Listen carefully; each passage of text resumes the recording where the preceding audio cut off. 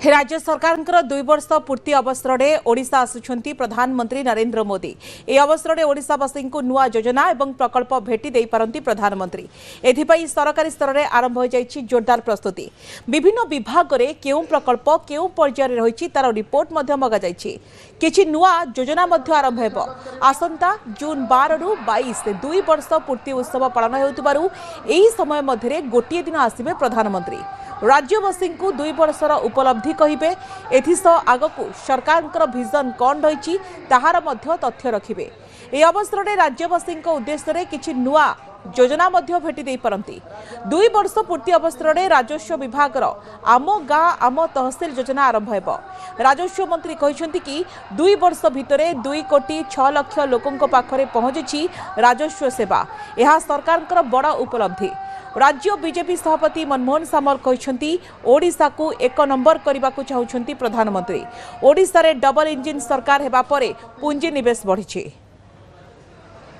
संभाव्य गस्त को आखि आगे रखिक केंद्र सरकार और राज्य सरकार जो सब प्रकल्प सब अच्छी क्यों प्रकल्प सब उद्घाटन हबार परिस्थिति को आसला क्यों क्योंटा समाप्त हो उद्घाटन हम एवं जोटा मंजूर होती टेंडर प्रोसेस समाप्त होती तार भूमि पूजन हम ताकू आम लिस्टिंग करूँ विभिन्न विभाग माननीय प्रधानमंत्री जो दिन आसबे से दिन गुड़िए नुआ प्रकल्प केंद्र एवं राज्यर ताकू भूमि पूजन करी शुभारंभ श्री गणेश करेंगे।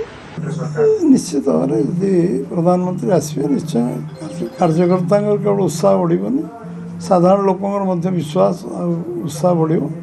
आज जो डबल इंजिन सरकार आसला जिते इन्वेस्टमेंट उत्कर्ष आसी प्रधानमंत्री सरकार हबार वर्ष भर 7 थर गस्त कर प्रधानमंत्री गोटे सब सकारात्मक भूमिका रही सबुत से ओडिशा को गुरुत्व दे आशा 1 नंबर राज्य हम ये मन में जो कल्पना अच्छी स्वप्न अच्छी से निश्चित भाव में सफलता दिगरे अग्रसर हो।